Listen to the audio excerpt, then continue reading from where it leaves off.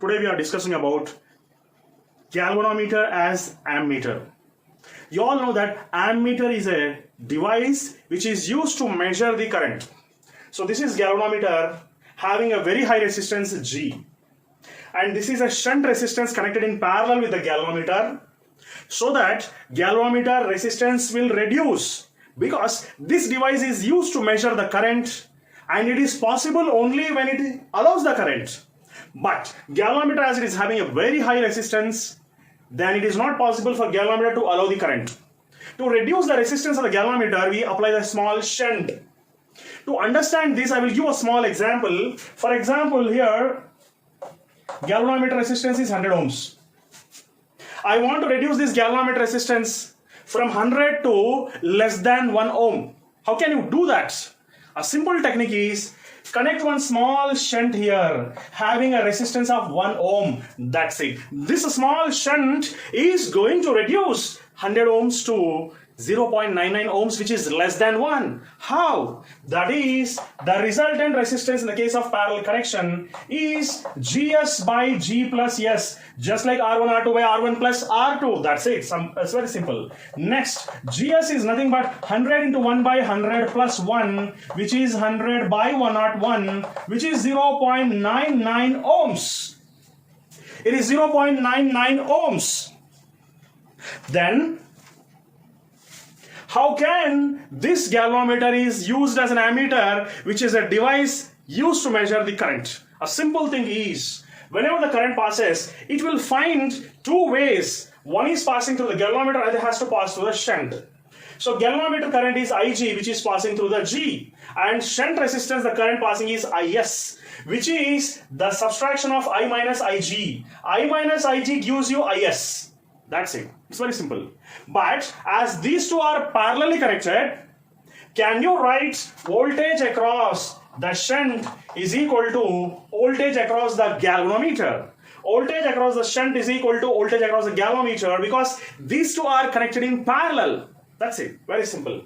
So now the current passing through the shunt is Is into S, and this is going to be Ig into G. According to Ohm's law, V is equal to IR. Here resistance is S and here resistance is G. So Is into S, Ig into G. Can you write Is as I minus Ig into S, Ig into G?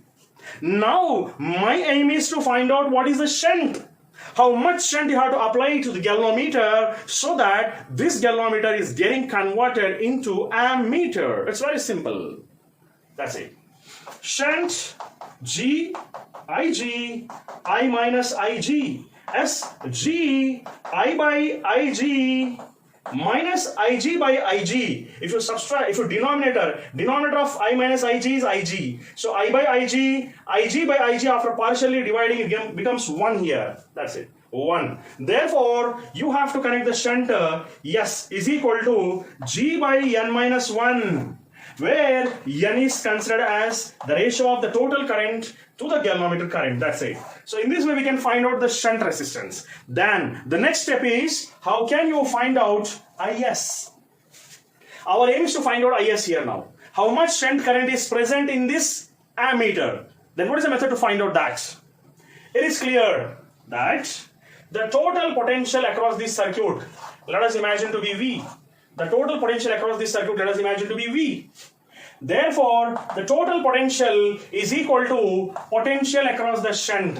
So potential across the shunt, potential across the galvanometer. As these two are parallelly connected, potential net is going to be equal to potential across the shunt here. That's it. Therefore, I into R, total current, total resistance is equal to partial current and partial resistance. That's it. IR, I means net current and resistance is the net resistance.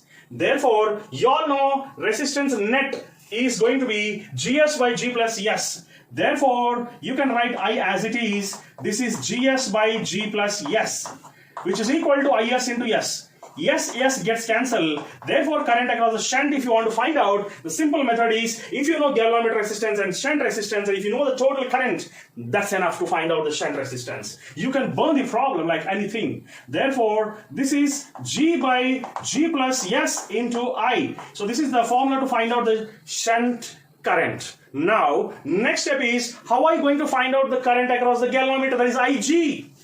How are you going to find out IG? The same method you apply. Here, let us take this at this place. You have to find out IG. Here, the potential across the galvanometer is equal to the net potential applied across both. Net potential across the galvanometer, both are going to be same because they are connected in parallel. That's it.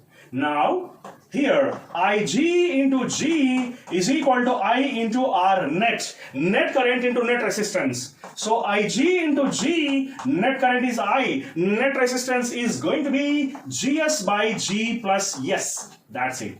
GG gets cancelled. You can find out potential, current across the galvanometer. If you want to find out, you should know the both the resistances GS. GS by G plus S into I, then you got the current across the galvanometer also. So this is a simple process to find out shunt resistance, how much should be connected. The next thing is, how can you find out the shunt current? How can you find out the galvanometer current? This is the method to find out this concept. Thank you very much. All the best. Have a nice day, baby.